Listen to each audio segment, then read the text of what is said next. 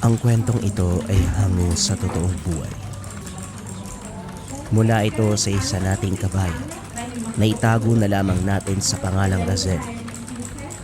Taong 1996, Bicol.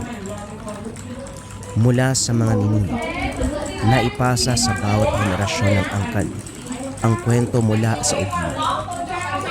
Maalamat na engkantadong nilalang sa paglalarawan ni Lolo Punjing. Kalahating tao, kalahating kambing. Meron itong mutya na kung makukuha ng tao, ipagkakaloob ang tinataglay na liksiyat sa bulan. Mahilig maglaro ang nilalang na ito. Kung saswertein ka, mamamataan sa damuhan tuwing gabi. Lumulundag, inaaliw ang sarili. Hindi nito intensyon ang manakot ng tao, pero kapag sila ang inunahan, hindi nalalayong malupit ang ganti. Ilang beses na rin nakaengkwentro ni Lolo Bunjing ayon sa kwento. Kung nararamdaman nito ang kabutihan ng iyong puso, sila pa ang maamo. Lalapit para makipagkaibigan. Kaso nga lang dahil sa itsura ng nakakakilab, hindi maiwasang matakot ng mga tao. Minsan sinasaktan pa para itaboy. Sa ulit-ulit na kwento tungkol sa halimaw, isang bagay lang ang pumukaw sa atensyon ng magpinsang Razel at Peter. Ito ay walang iba kung hindi ang mutya. Meron silang kapitbahay na isang antingero. Manghang-mangha sila sa kakayahan nito. Hindi tinatabla ng anumang patalim, bala, o kahit ano pang sandata. Bukod dito, nagagawa pang labanan ang iba't ibang uri ng aswang. Nang sumapit ang kabilugan ng buwan, kung kailan lalabas ang nasabing ugima, nagpasya ang dalawa na samantalahin ang pagkakataon. Sakto lang ang tiyempo para mahuli ang ugima. Makuha lang natin ang mutya. Pwede na tayong magyabang. Naiisip ko pa lang yan. Marami na akong planong gawin sa mutya. Hindi ko lang uubusin ng mga aswang. Hahamunin ko rin ang mga engkanto at lulunukin ng anumang patalim at bala. Hoy, ako naman, magagawa ko ng taguan yung mga kalaban ko. Lalo na yung grupo ni Adonis. May sabulag ang mutya eh. Pwede natin pagkakitaan. Kapag may lugar na sasalakayin, alokin natin sila ng serbisyo kapalit ng malaking halaga. Nakatulong na. Nagkapera pa, hindi ba? Ano pa hinaantay natin? Tara, huliin natin ang ugima. Pero, uy, hinaan mo yung boses mo ha. Baka marinig tayo ni Lolo Bunjing. Wika ni Peter sa pinsang si Razel. Nang masiguradong tulog na ang lahat, pumuslit na ang mga ito.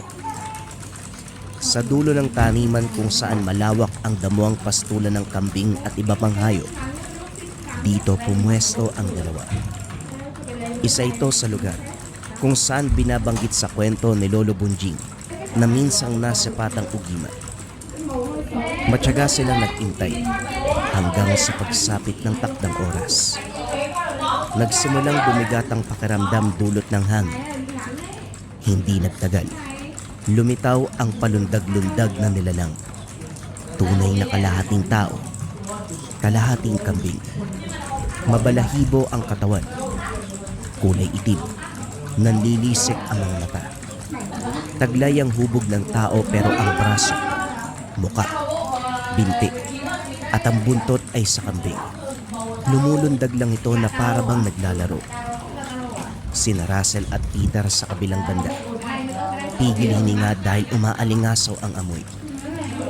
Sinundan nila ng tingin ng ugima hanggang nakatsyempo. Sumot ito sa sagingan at doon naabutan nakasalampak sa lupa. Dahan-dahang nilapitan sabay sunggat. Gulat si Razel nang matapos sa kumalin. Sinaksak ni Peter sa leeg ang nilalang. Umangil ng napakalakas at sumubok mang laban. Ang problema, nahirapan itong kumilos dahil may malaking sugat sa tiyan. Hindi napigilan ng pinsan. Napansin na lamang, nalagutan na ng hininga ang halimaw. Panis! Wala palang binatbat yung nilalang na to sa lakas ko eh. Oh, tignan mo. Sinaksak ko lang, patay na kaagad. Eto ba yung pinagmamalaking ugiman ni Lolo Bunjing? Ay sus, wala naman pala eh. Hoy Peter, wala sa usapan natin na papatay ng ugiman. Kakausapin lang dapat natin ha. Ano ba ginawa mo? Mangingi lang dapat tayo ng mutya pero pinatay mo yan. Kung makasabi kang pumatay, parang tao yung pinaslang ha. Uy tol, huwag kang umarta ng ganyan. Hindi ba gusto mo naman talaga makuha yung mutya? Duda ako na magbibigay yan kung idadaan natin sa usapan. Patay natin kaagad para kapag nagtagumpay tayo, makukuha natin yung gusto natin. Akala ko pa naman ako yung malakas yung loob. Pero ikaw pala yung brutal.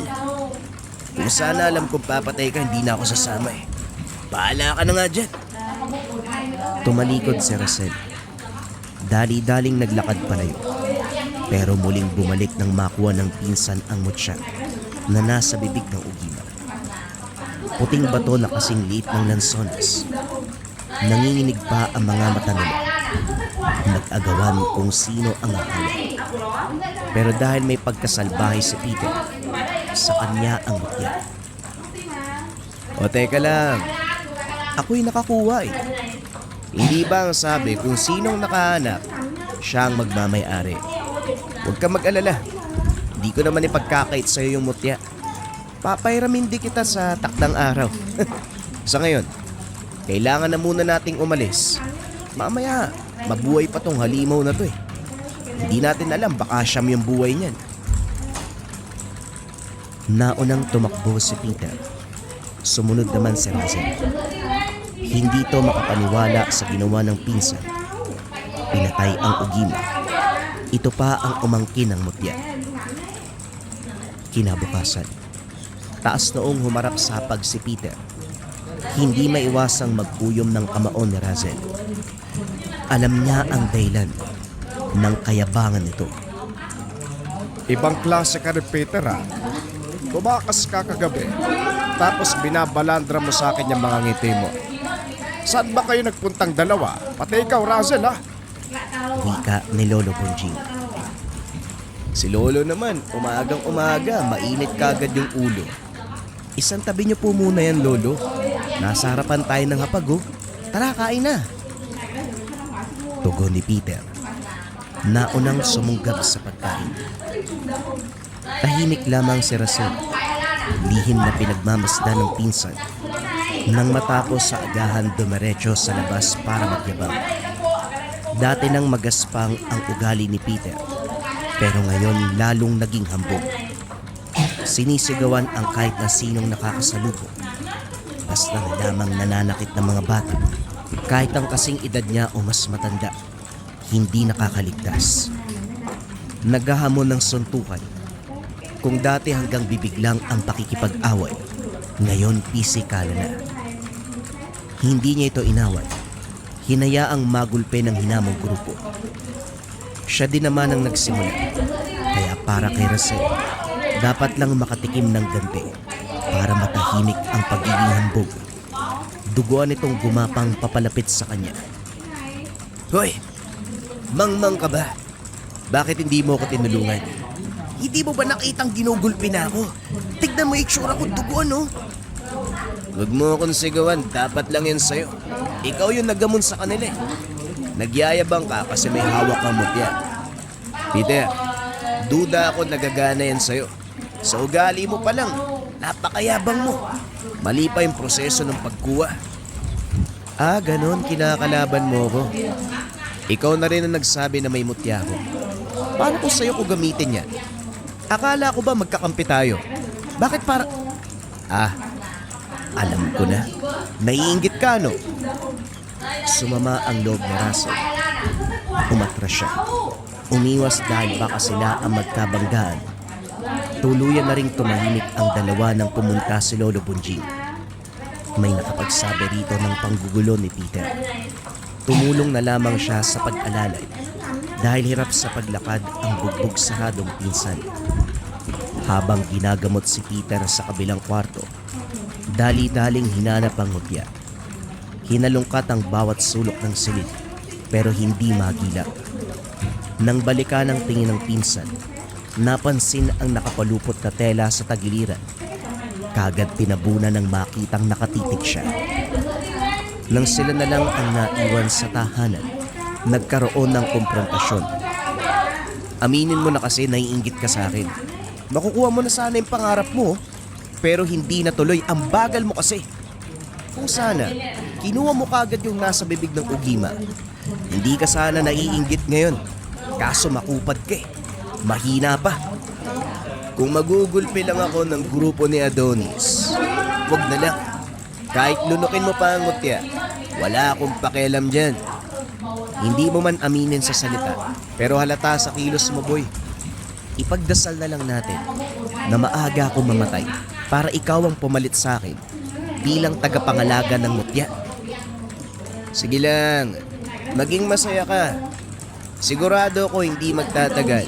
Mararamdaman mo ang hamon ng isang naitangan. Akala mo basta-basta lang yan? Bangungutin ka sana. Dalawin ang espiritu ng ugima. Malay natin, siya pa ang papatay sa'yo. Kahit matindi ang banta ni Russell sa buhay ng pinsan, tumawa lang ito. Hindi dinibdib ang sinabi niya. Hinayaan na lang dahil sa tingin ng binata. Lalo lang siyang magagalit kung sasabay pa rito. Sa paglipas ng mga araw, lumala nang lumala ang kambugan ni Peter. Nagsimula ring questionin ni Russell ang kakayahan ng mutya. Unti-unting nagkakaisa ang tangan at ang binata. Nasaksihan niya kung paano makipagbuno ang pinsan sa mga kalaban. Mas maliksi. Nadagdagan pa ang lakas. Ibang-iba kumpara noon. Maging ang balat ay unti-unting naging bakal. Nang balikan ang kwento ni Lolo Bunjing, hindi pagkakalooban ng mutya ang taong may kagaspangan ang ugali.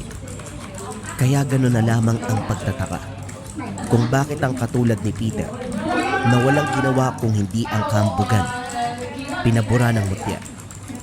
Dahil naguguluhan, nag-usisa. Ko, nakakagulat naman ang tanong mo. Bakit mo naisip ang ganyan? Sumasagi lang ho sa isipan ko. Hindi ako pinapatulog ng tanong ko kaya ipapasagot ko sa inyo.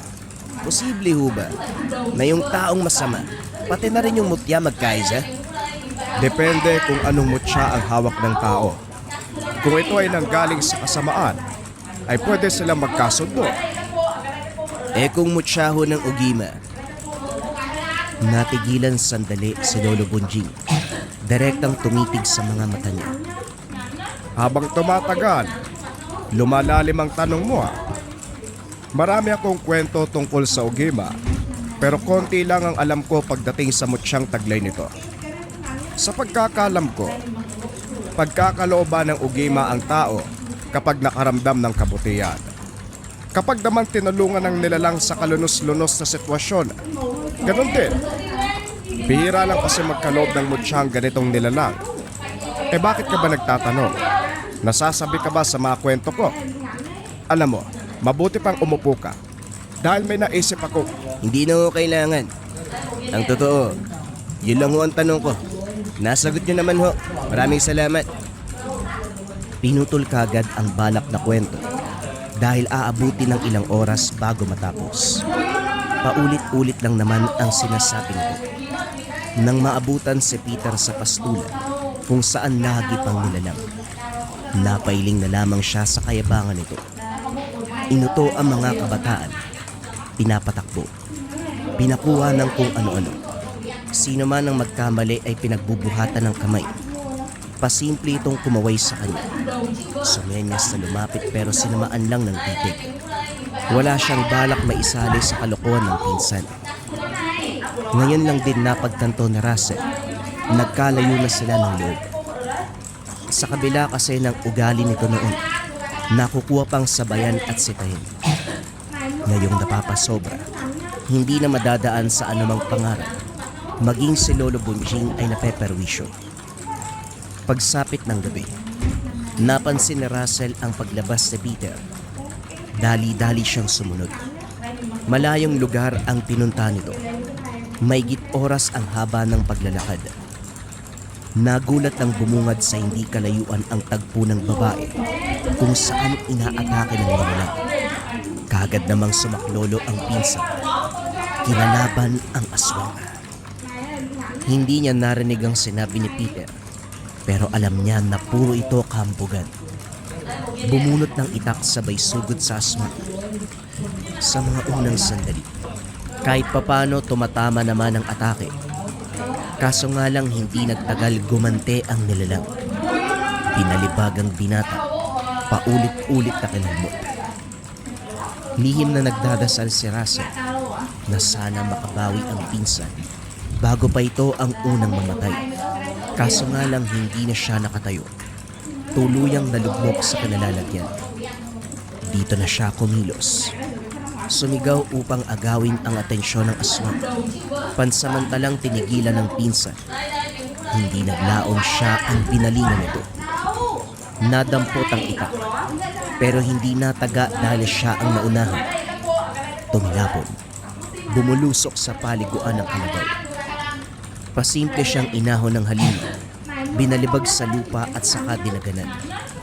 Akma na sanang kakalmutin ng lumitaw ang nilalang. Sinakmal sa leeg. Tinangay patungo sa madilim na bahagi. Umalingaw-ngaw mula roon ang ingay ng dalawang halimaw. Hindi nakaligtas ang aswang. Siniguradong mapapatay. Hindi nagtagal tumahimik ang paligid. Dahan-dahang lumapit si Russell para alamin ang nangyayari. Pero napatras nang lumundag sa harapan ng ugima. Ito ang nilalang na tinambangan nila ni Peter nung gabi. Nanigas sa kinakatayuan ng amoy-amoyin siya nito. Pumaikot sa kanya. Hindi naglaon dali-dali itong tumakbo sa kinalalagyan ni Peter. Sunod sa pag-aakalang may gagawing masama ang nilalang. Katulad niya. Sinimot-simot. Kinuha ang mutya sa bulsa ng walang malay na binata.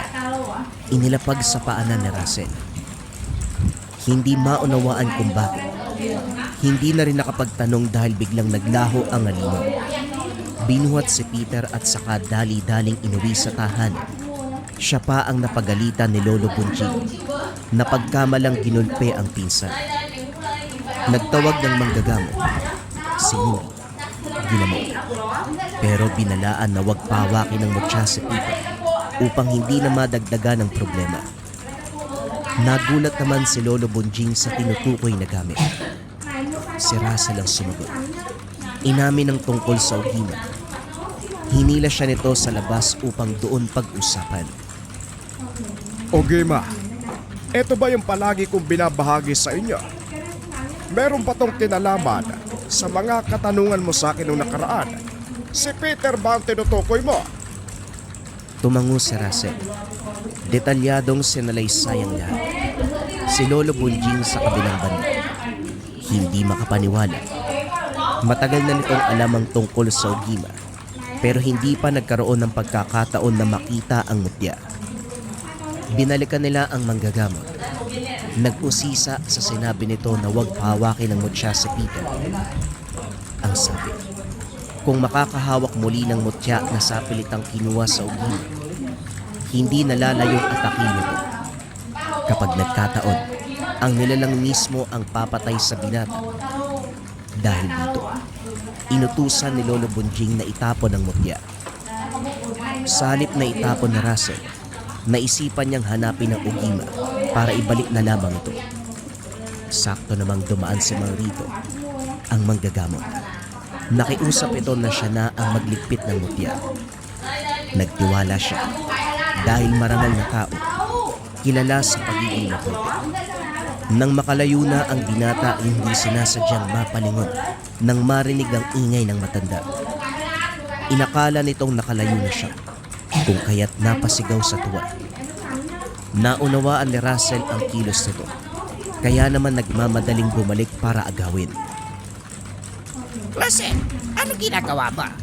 Hindi mo pwedeng bawiin yan. Ililigpit ko na nga eh. Akin na. Naturingan kang marangal sa tungkulin mo bilang manggagamot. Yung pala, may kasamaan ka rin na tinatago. Wala kang pinagkaiba kay Peter.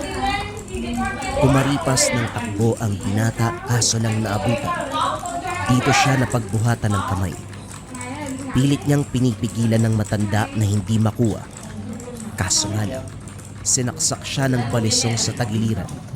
Matagumpay nitong nakuha ang gamit. Huwag mong ipagkait sa akin to. Total kapag nasa pamilya mo, babalikan kayo ng ugima. Hayaan mo na sa akin. Tanawin mo na tulong ko sa inyo para ako ang balikan ng ugima. Sige na bata, ito ang dahon gamitin mo. Makakatulong yan para gumaling ang sugat mo. Alis na ako. Nagmamadaling umalis si Mang Rito, pero biglang natigilan sa pagkakbang kasabay ng pagluhod. Pagyuko sa sarili, bumulwak ang dugo sa tiyan na malaki ang pagkakabukas. Sa harapan nito, bumungad ang ugima. Galit na galit. Binawi ang mutya at saka tinapos ang buhay ng matanda. Dali-daling tumayo si Russell. Natatarantang humahakbang pero siya naman ang natigilan. Humarang ang ugima. Sa hindi malamang dahilan, lumapit ito at ang mutyang hawak ay nilapat sa sugatang tagiliran. Sa sobrang bilis ng kaganapan, napansin na lamang ng binata na unti-unting nawala ang kirot. Nawala na rin ang nilalang na kanina ay karap lang. Nang masipat ang nakabulagtang si Mang Rito, natauhan ang binata. Nagmamadaling umalis ng lugar bago pa may makakita. Tuluyang nahiwagaan si Russell sa bisang bigay ng mutya. Naghilom ang sugat kahit wala siyang gamot na inilapat. Itinago itong mabuti dahil sa mga oras na ito, nagkamalay na si Peter at ang mutya ang bukang bibig. Si Lolo Bonjing ang nagsabing tinapo na ito dahil nagdudulot ng panganib sa kanila. Hindi matanggap ng pinsan na basta tinapon ni Lolo Bonjing ang mutya. Tinanong pa kung hindi ba nito alam ang bagay, kung wala bang ideya sa pwedeng ibigay. Natahimik ng magalit ang matanda. Russell, siguro naman tumupad ka sa utos ko. Ayoko nang masaktan ng pinsan mo. Hindi pa siya lubos ang magaling, pero hinahanap kagad ang mutya. Tahimik lang si Russell. Maigpit ang hawak sa bulsa kung saan nakasilid ang mutya. May parte sa kanya na gustong itapon ng bagay sa takot na magkatotoo ang sinabi ng manggagamot. Kaso nga lang, malakas ang hatak sa pag-intindi sa kilos ng ugima. Parang gusto nito na siya ang humawak ng gamit kaysa ibang tao. Nung una natatakot ang binata pero kalaunan, unti-unting nalabanan. Nagamit sa aktwal na sagupaan nang minsang gabing umuwi mula sa bayan. Pasan ang kalahating sako ng bigas. Binaybay ni Russell ang kahabaan ng daan. Nang maputol ang tsinelas, tumabi muna para ayusin. Sakto namang narinig ang ingay. Malayo ito pero malinaw na umabot sa pandinig ng binata ang sigaw ng saklolo. Otomatikong kumilos. Pinunta ng direksyon. Naabutan ang mag-ina na sinasalakay ng aswang. Dumiretso sa silong si Russell. Binunot ang nakitang itak. Walang pagdadalawang isip na tinaga ang halimaw na akma ng sasakmali ng bata. Nakuha pa nitong manlaban. Tumilapon siya sa labas. Naiharang ang mga kamay sa sunod-sunod na kalmo. Pero hanggang doon na lamang dahil nang makabuelo, ilang beses tumagos sa katawan ang patalim. Nang masiguradong ligtas ang mag-ina, hinila sa malayo ang bangkay ng halimaw. Naguguluhan kung saan itatapon, pero nasagot ang problema nang lumitaw ang ugima. Napalundag sa gubat ang binata. Pasimple nitong hinila sa binte ang bangkay at saka sinama sa paglaho sa kadiliman. Pagdating sa tahanan, naamoy ni Peter ang samyo ng aswang mula sa kanya. Dito na nagsimula ang matinding komprontasyon. Nasa iyo yung mutya, no? Huwag mo nang ipagkaila. Kaya pala parang may nagbago sa iyo, ha? Hindi mo tinapon. Inangkin mo. Nasaan na? Akin na. Ibalik mo sa akin yun. Ano ba? Tumigil ka nga. Oo, nasa akin ang mutya.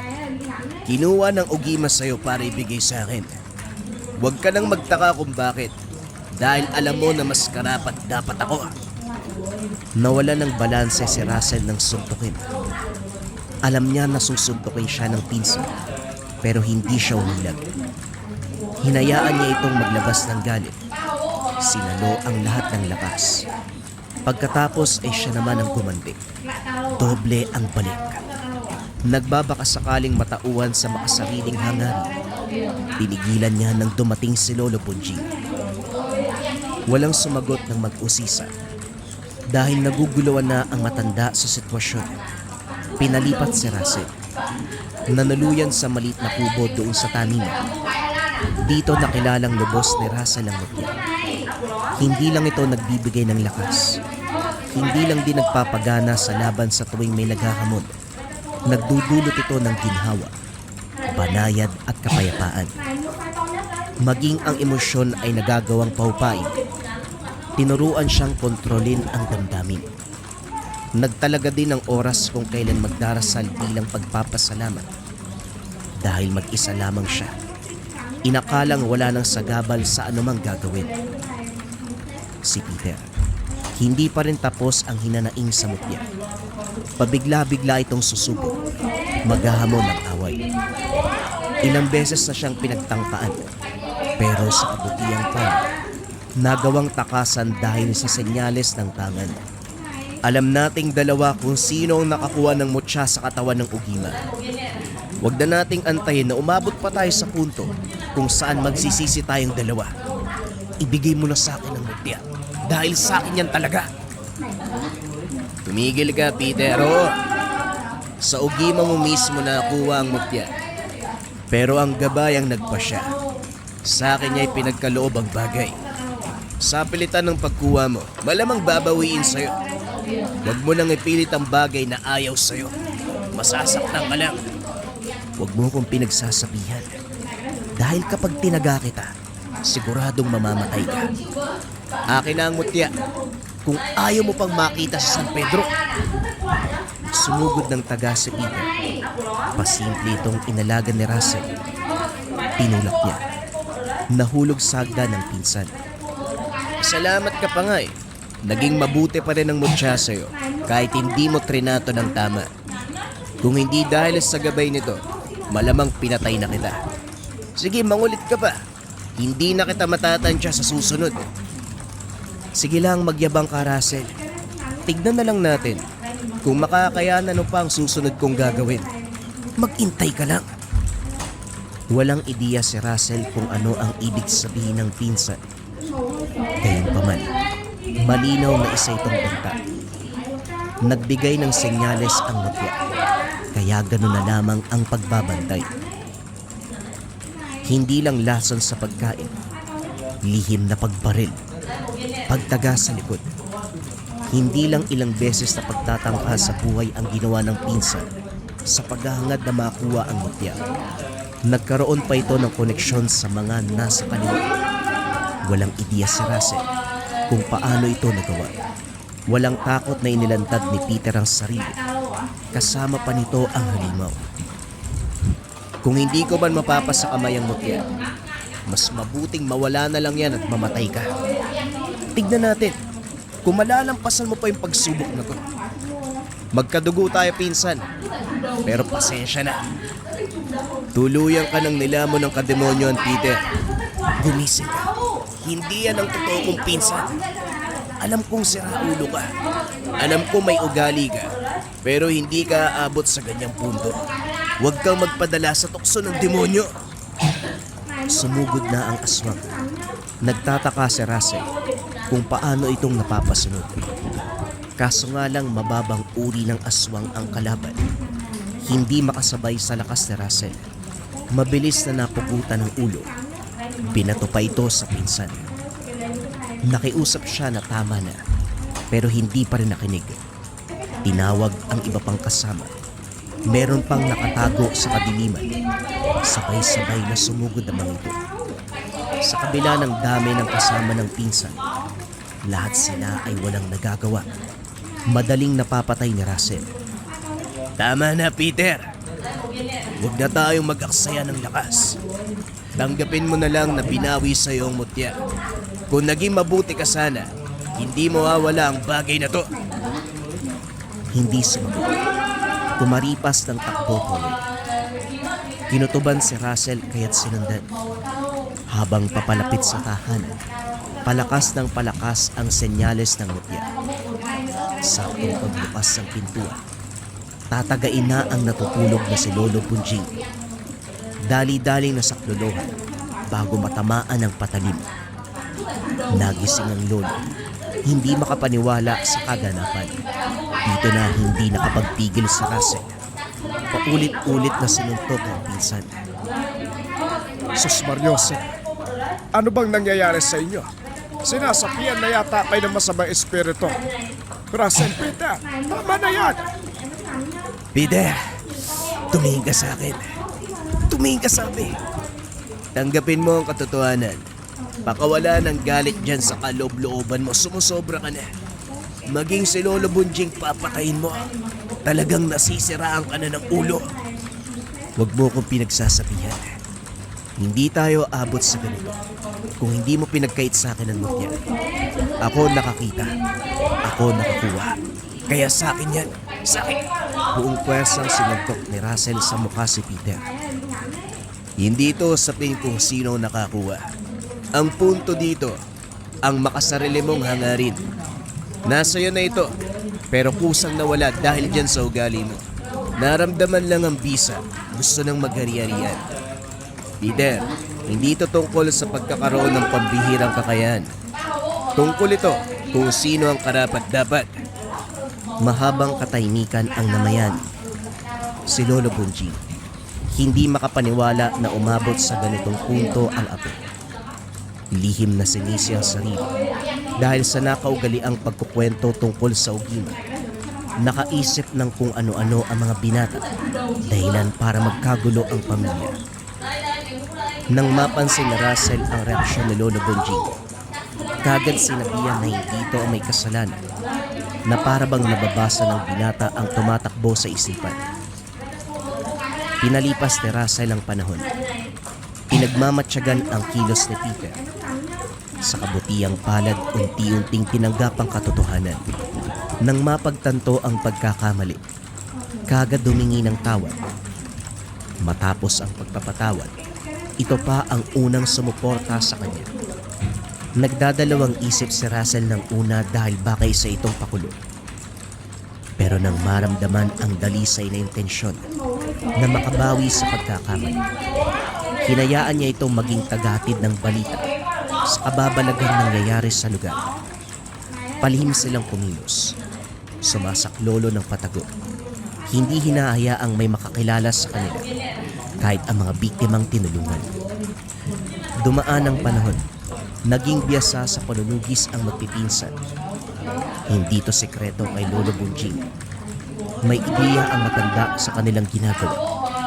Siya rin ang naghahasa ng patalim na ginagamit ng mga binata. Ang tumatak sa isipan ng lahat ng taga-baryo. Isang uri ng nilalang ang palaging nakikita tuwing gabi. Ito ang tumutulong sa kanila. Isang uri ng nilalang na ang hugis ng katawan ay mula sa tao, pero ang kanyang muka ay maihahalin tulad sa isang anting. Bagong kwento pa rin ang kasunod, mga kabayan. Ito ay pumapatungkol sa manlalason kontra mamatayan. Simulan na ang storya. Ang kwentong ito ay hango sa totoong buhay. Mula ito sa isa nating kabayan na itago na lamang natin sa pangalang Lloyd. Taong 1987, Zamboanga. Kilala bilang manlalason ng hayop itong si Matt. Magsasaka ang madalas sa kliyente. Silang paulit-ulit na pinipeste ng iba't ibang hayop ang taniman. Malakas tuwing kasagsagan ng pagtatanim. Matumal kapag tag-ani. Dati tulong lamang ito. Pero magmula nang makatanggap ng pera bilang bayad, ginawa ng negosyo. Mababa ang kanyang singil. Sigurado ang serbisyo kaya maraming pumapatol. Isa sa suki ni Mar ay si Don Kalinga. Si Mar lang ang nagtawag dito ng Don dahil isa itong negosyante at magarang manamit. Nagmumukha pang senyor kapag nagkurbata. Ilang hayop at insekto na ang pinapapatay nito sa kanya sa pamamagitan ng lason. Merong malawak na taniman sa kabilang bayan at dahil wala masyadong nagbabantay sa gabi, dito napipinsala ang negosyo. Iho, dating gawi Yun pa rin ang gusto ko. Babayaran kita. At ikaw na ang bahala sa mga pesta doon sa taniman ko. Kakatalim ko lang noong nakaraang araw Hindi kasi madaan sa simpleng pagtaboy. Kaya sige, pakuluin mo na ang sikmura. Wika ni Don Kalinga. Wala pong problema, basta magkasundo tayo sa ibabayad Kagaya noon, bawat ulo ang kwenta. Tugon ni Mar. Nagugustuhan ko ang ugali mong yan. Ugali ng isang negosyante. Maniniguro sa bayan bago magbigay ng serbisyo. Huwag kang mag-alala. Negosyante din ako, kaya hindi kita lolokohin. Napangiti na lamang si Mar.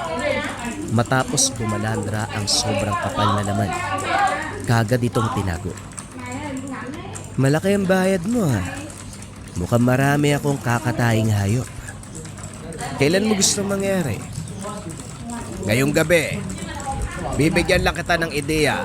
Isang aso ang madalas nakikita tuwing madaling araw. Napakalaki ng aso, kulay itim pa Hindi pang karaniwan. Kasi ayon sa mga nagsasabi, parang bolang apoy daw yung mata. Mahaba din yung pangil kumpara sa ordinaryong laki. Tapos nagtataglay ng napakatapang na amoy. Ilan na sa mga tauhan ko nasaktan dahil sa hayop na yon. Yung isa, pinadala pa sa ospital. Kasi parang umabot sa utak yung kamandag Ikaw na ang bahala.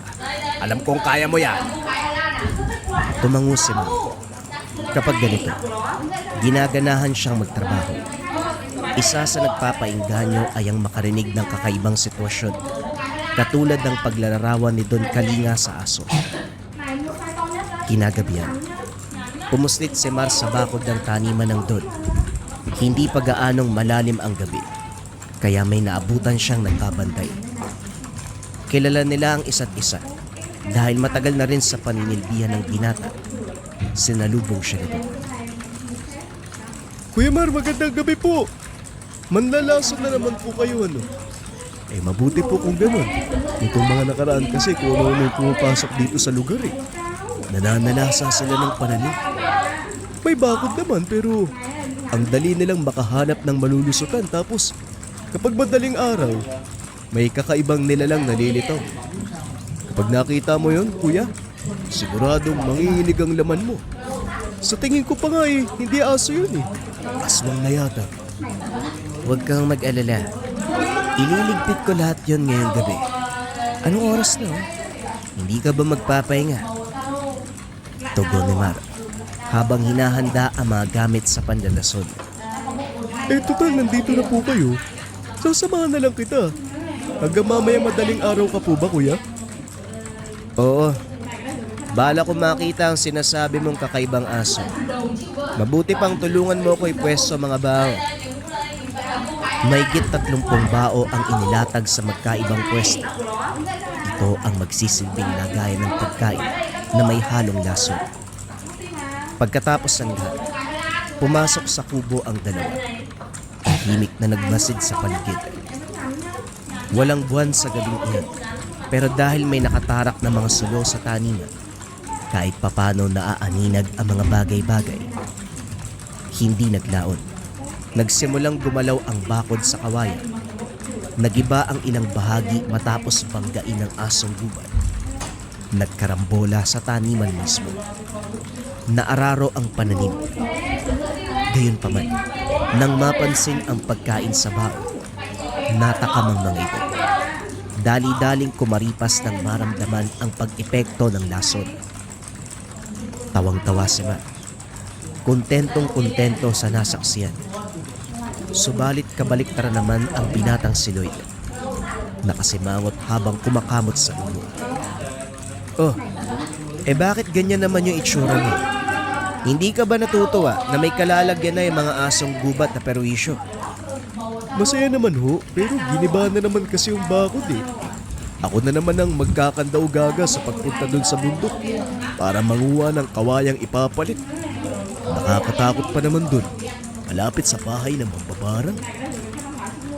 Mambabara, meron ba nun sa lugar natin? Ngayon ko lang narinig yan eh. Meron ho. Yung kaibigan ko nga na nagkamali sa pagbato, sinumpa ka agad eh. Ayun, tumakbo sa manggagamot para humingi ng saklolo. Napalingon sa direksyon ng bundok si Matt. Ngayon lang narinig ang tungkol sa mambabara. Nagkipit balikat na rin dahil kung tutuusin, isang beses palang nakakyat sa bundok na yun. Maraming taon na ang nakalipas. Binalik ang atensyon sa panlalason. Nilagyan uli ang bakanting bao nang masepat ang dambuhalang figura ng aso sa unahan. Dali-dali siyang hinatak ni Lloyd papasok ng kubo. Sumenyas pa ito na huwag mag-ingay. Pinatay pa nito ang gasera para hindi maagaw ang atensyon ng nilalang. Naglakad sa kabuang taniman ng aso. Walang pakialam sa maaapakan. Inararo lahat ng madadaanan hanggang sa kalahati ang napinsala. Inaninag ng mabuti ni Mar ang nilalang. May wangis ng aso pero matitingkad ang magkabilang tenga. Nakatayo ang buntot. Nanlilisik ang mga mata na para bang apoy. Mahaba ang pangil. Malakas ang presensyang nagtataglay ng matinding samyo. Lumilikha ng ingay na parang asong makanda sa pagsunggab.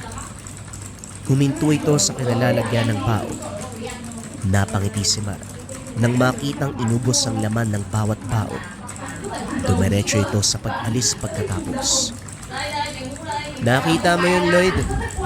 Hindi mo na makikita yung asong yun bukas o kahit kailanman. Tutumba na lang yun kung saan. Wala ka nang dapat katakutan. Pero paano kung hindi tumalab yung lason, Kuya Mar? Malay natin matibay yung sikmura ng halimaw na yun. Sa tingin niyo ba? Aswang ba yun? Parang aswang kasi. Binalikan ni Mar sa isipan ang itsura ng nilalang.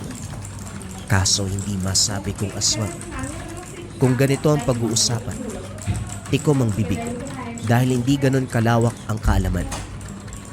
Ang alam niya lang na aswang, manananggal at uri ng impakto. Pagkatapos sa taniman ni Don Canino, dumiretso sa kabilang lupain ang manlalasot. Humingi ng tulong ang kaanak dahil nasa lanta din ang taniman. Ang reklamo, dambuhalang aso ang pabalik-balik ilang gabi na ang nagdaan. Nang ilarawang mabuti, umakma sa nilalang na nakita doon sa balwarte ng Don. Kinutuban siyang malawak ang sinakop na taniman ng halimaw. Huwag ho kayo mag-alala. Hindi na babalik ang asong yun dahil nilason ko kagabi. Huwag yun na hong isipin. Wala na ho yun. Wika ni Mar.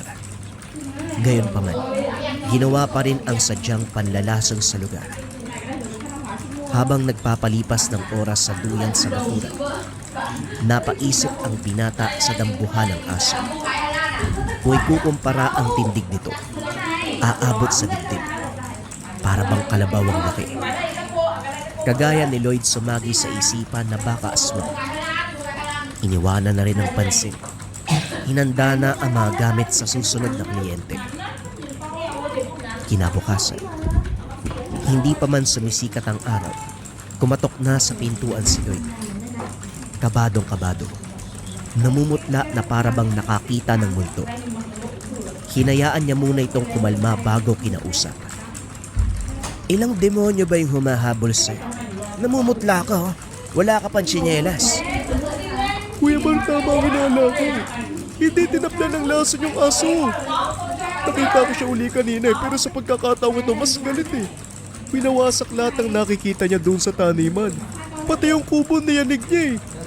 Mabuti na lang nakatalon ako sa bintana. Tumakbo na ako papunta sa'yo. Nakakatakot yun, kuya. Damang-dama ang panginginig ng binata. Kagad binigyan ng tubig dahil nagsimula na rin mamutla. Balaksan ang punta ng taniman para makita ang halimaw. Kaso nga lang hindi na naabutan. Pinatuloy niya muna sa kanila ang binata. Nang sumapit ang hapon, sinamahan pabalik sa taniman ni Don Kalina. Naroon ang matanda pagdating. Inutusan ang iilang tauhan na ligpitin ng kalang. Dito napagtanto ni Mar ang lala ng hagupit ng dambuhalang nilalang. Iho, mabuti nandito ka na. Tignan mo yung ginawa ng peste nyo, no? Akala mo kalabaw ang nag-araro. Lahat ng pinain mo sa pati ang bakod. Magsisimula na naman ako sa umpisa. Wala ka bang mabisang lason para doon? Yung pinakamabisa para mamatay ka agad. Napailing na lamang si Mar. Inakalang nagtagumpay sa pagligpit. Yung pala, mas matibay ang sikmura ng nilalang kaysa sa lason. Doon na rin siya nagpalipas ng gabi. Gustong makita sa pagkakataong ito ang aso para mapagbas ng mabuti at malaman ang susunod na hakbang. Hindi nagtagal, nanalasa muli ang nilalang. Ang kaso, dumiretso kagad sa kubo kung saan naroon si Mar at Lloyd, maging si Don Kalina. Nayanig ang kubo. Kinasakagad ng matanda ang pistolang hawak sabay paputok. Swerte namang natamaan sa bandang tenga, kaya kumaripas ng tatlo. Sinunda ng tingin ni Mar kaso hindi nakita ng malinaw sa bilis ng usay. Gayunpaman, parehong nakahinga dahil nakaligtas sa gupit nito. Nang makita ng binata ang reaksyon ng nilalang matapos matamaan ng bala, may sumaging ideya. Humingi ng permiso kay Don Kalina na gamitin ang armas na nakalagay sa kubo. Pumayag naman ito pero limitado ang bala. 5 lang ang meron. Kinuha ito ni Mar. Dinala pabalik ng tahanan. Naging maingat siya dahil malaki ang baril. Daling-daling trinabaho ang bala. Hinaluan ito ng lason. Nang matapos, nagpasama kay Lloyd sa pagbabantay ng taniman. Sa muling pagsapit ng gabi, wala nang naligaw na aso, maliban na lamang sa iniintay na halimaw na nagtatago sa wangis ng isang dambuhalang aso. Hindi nagtagal. Naagaw ang atensyon ni Mar nang mamataan ang nilalang sa hindi kalayuan. Bukod sa halimaw, meron itong kasamang tao. Hindi lamang makilala kung babae o lalaki dahil sa suot. Ipunesto ang armas nang magsimulang humakbang ang halimaw. Tutok na tutok. Nakahanda ang daliri sa pagpihit ng gatilyo. Kaso nagulat nang biglang mawala. Nasaksiyan ng paglaho na parabang biglang binura ng hangin. Hindi nagtagal. Lumitaw uli pero sa puntong ito. Sa kanya na nakatingin. Otomatikong napihit ang gatilyo. Hindi tumama. Nayanig ang kubo hanggang bumaliktad. Sa muling pagpasok, sumapul sa binti dahilan para magpakawala ng nakakakilabot na ungol. Paika-ikang tumayo. Babarilin pa sana ni Mar nang mapansin ang tao sa kalayuan. Nakataas ang palad nito sa hangin. Banayad ang pagwasiwas. Bumubuka ang bibig. Ang sunod na napansin ay ang pag-ikot ng paningin. Nang balikan ng mga ito ay tuluyang naglaho. Nang mga sumunod na araw, nagpahinga muna si Mar. Hindi na rin tumanggap ng kliyente dahil tumaas ang lagnat. Mabuti na lamang sumama sa kanya si Lloyd, kung kaya't kahit papano may nag-aasikaso. Humupa ang lagnat, pero pinalitan ng pamamanhid ng binti. Hindi siya makatayo o makagalaw dahil kapag susubukan para may tumutusok sa tagiliran, napailing na lamang dahil maging siya napapatanong sa kaganapan. Magpatingin na kaya tayo sa manggagamot, Kuya Mar. May kakilala si Mama. Baka matulungan ka niya. Hindi na. Mawawala din to. Ilang gabi na ako nagpupuyat eh. Walang sapat na tulog, kaya ito ang resulta.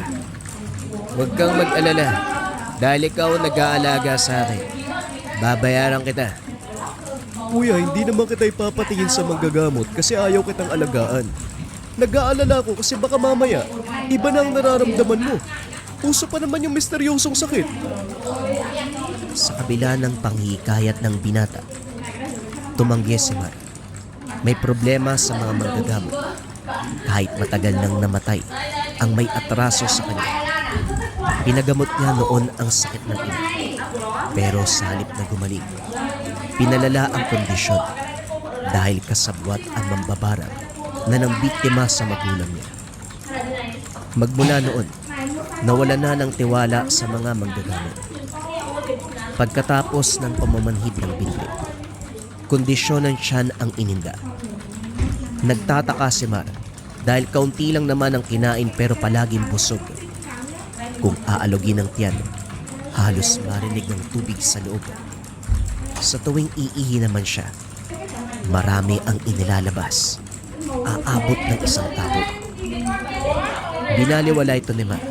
Ipinagpatuloy ang binabalak sa asong ida.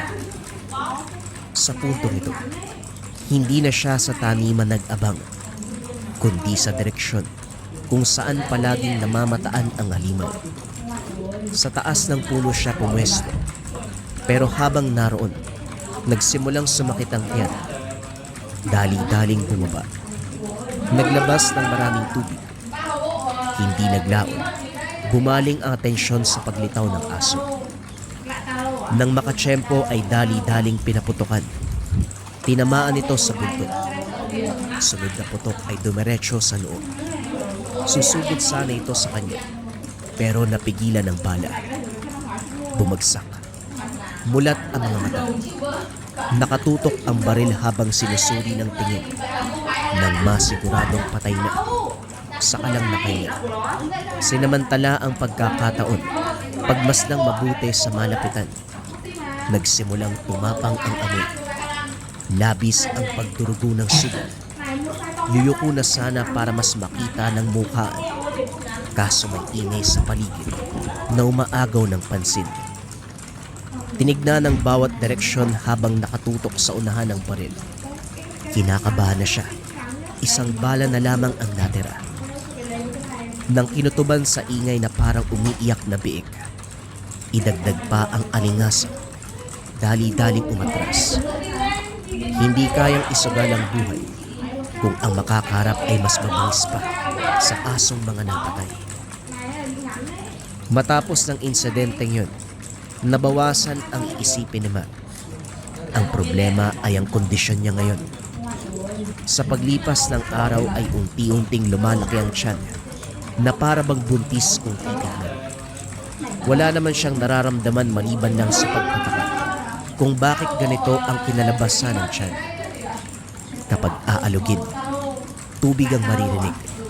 Kasabay nito ang pagkapa ng maliit na bukol sa bandang ibaba.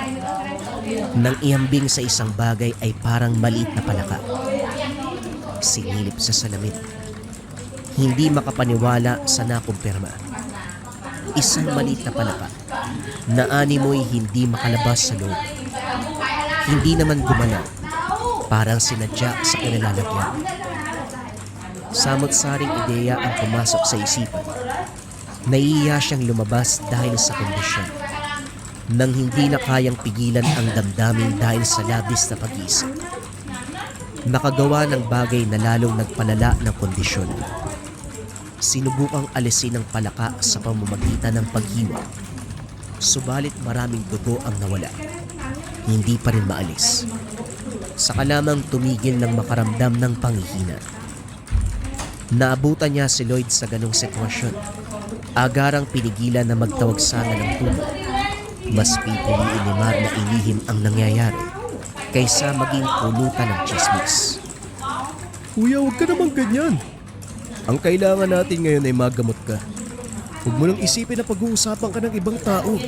Unahin natin yung kaligtasan mo. Hindi na kailangan. Bubuti rin ang kalagayan ko. Kailangan ko lang ng halamang gamot at saka sapat na pahinga.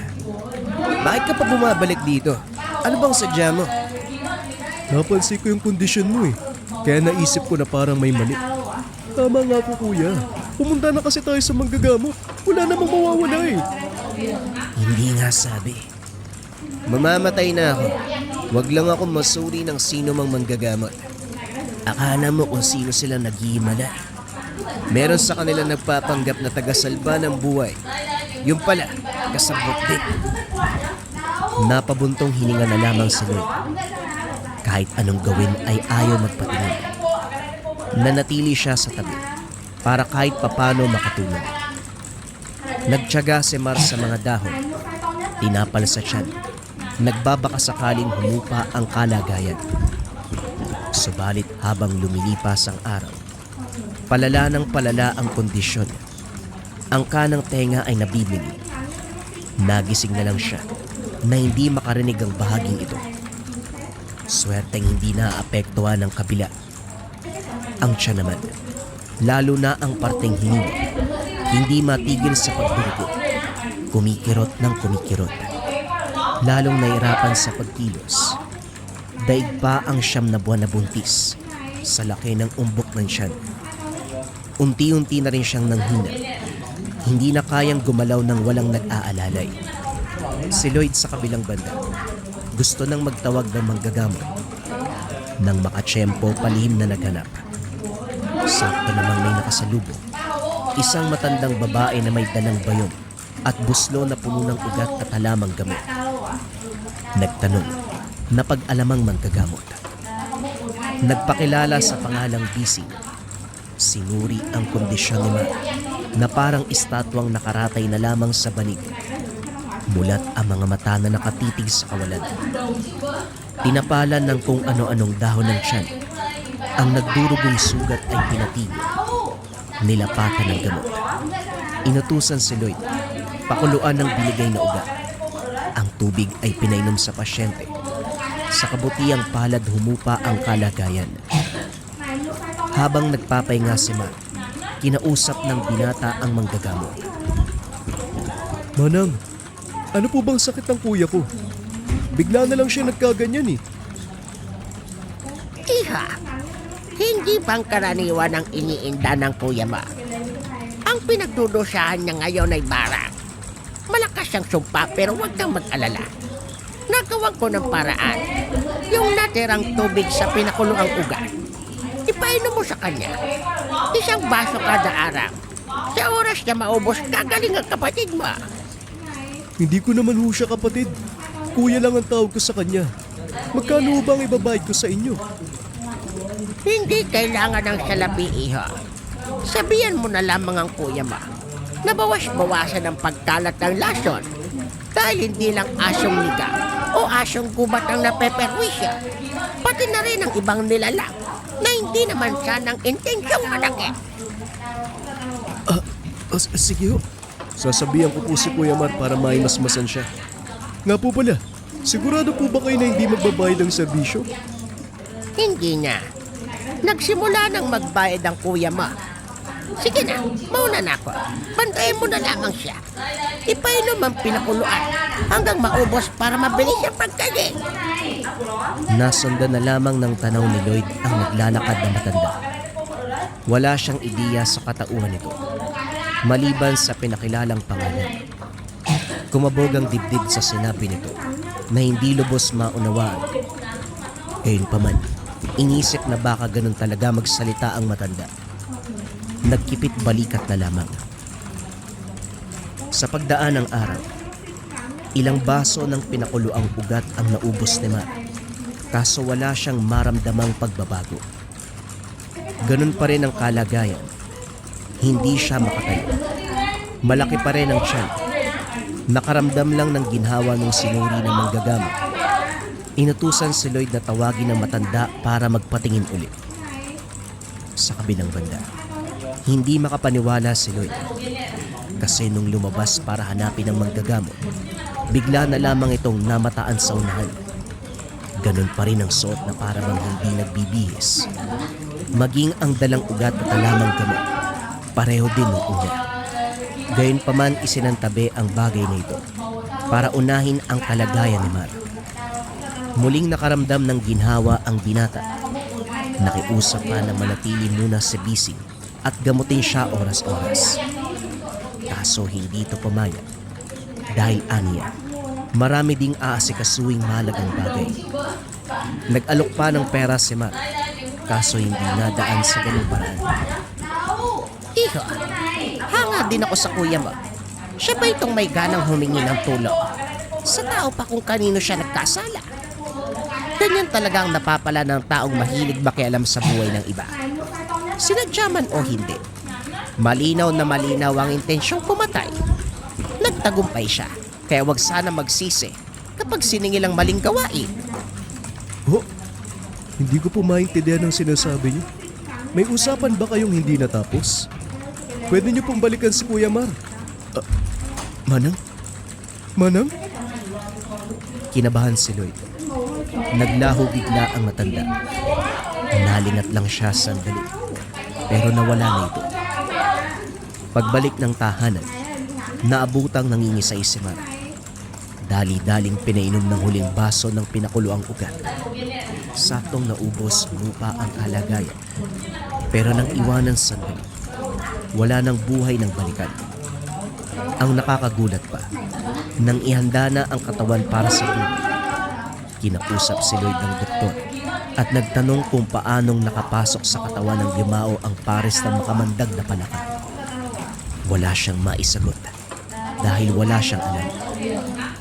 Nang magtanong sa ina, ang hinuwa nito ay barang. Napalunok ang binata sa narinig. Hinanap ang manggagamot na si Bisi, kaso saan mang sulok hagilapin, hindi matagpuan. Natapos na lamang ang araw ng paglibing, wala pa ring ideya kung saan mahanap. Hanggang sa lumipas ang panahon, oras para malaman ang katotohanan. Nagtatrabaho pa rin si Lloyd kay Don Kalina. Nautusang manguha ng kawayan ang binata dahil natatakot umakyat ng bundok. Nagpasama sa kaibigan. Maingat ang dalawa dahil minsan ang nabiktima ng mambabarang ang kasamang si June. Habang namumutol, hindi may iwasang pag-usapan ng tungkol dito. Inilarawang mabuti ni June ang itsura ng mambabarang. Mukhaan niya itong nakaharap ng araw. Hindi makapaniwala si Lloyd dahil ang pagpapaliwanag ay umakma sa taong naiisip. Hindi nagtagal, hinatak siya palayo ng kaibigan para magtago. Habang nasa ganong posisyon, tinuro nito ang dumaang matanda na pinangalanang mambabarang. Namutla si Lloyd dahil walang iba kung hindi si Bisi, ang nagpanggap na manggagamot ng yumaong si Mar. Nung nakapasok ako sa tahanan niya, nakita ko may dambuhalang aso na kulay itim. Nanlilisik ang mga mata. Mahaba ang pangil. Nagtataglay ng amoy na sobrang tapang. Mabuti na lang, hindi yun ang nakaharap ko dahil kung oo, matagal na sana akong patay. Pero yung pambabarang na matanda sa akin, grabe ang pagdurusa ko. Sa kabutihang palad naman, nadaan ng albularyo sa pakiusap, kaya kinalas kagad ang sumpa. Grabe, kinilabutan ako. Bilisan na natin. Umalis na tayo pagkatapos. Ang katotohanang natuklasan ang naging dahilan ng panghihina ni Lloyd. Nagtagpi-tagpi lahat ng kaganapan. Ang aswang na perwisyo sa taniman, pagmamay-ari nito. Dito lang napagtanto ni Lloyd ang iniinda noon ni Mar. Una, pamamanhid ng binti kung saan unang tinamaan ng aso sa sandaling binaril. Kasunod, ang pagkabingi ng magkabilang tema. Sa parting ito tinamaan sa ikalawang pagkakataon ang lumalang. Panghuli ang tiyan na naging dahilan ng kamatayan. Kagayang-kagaya kay Mar, lumobo ang tiyan nito. May palaka sa loob na siyang kinargahan ng sumpa. Nagsisi ang binata dahil naisipan pang magtawag ng manggagamot. Ang dumating ay huwad. Ang buong akala'y makakatulong sa kondisyon. Bukod dito, binigyan niya ng pagkakataon si Bising na makalapit kay Mar. Matulungang matagumpay ang pinapalak. Kahit sabihin pang wala siyang alam, para sa kanya hindi ito sapat na dahilan para makatakas sa katotohanan na siya ang may kasalanan. Sa paglipas ng panahon, hinikayat ni Lloyd ang ina na lumipat ng tirahan Kinakabahan siya sa kanilang kaligtasan dahil ilang beses nang nakakasalubong si Bisi.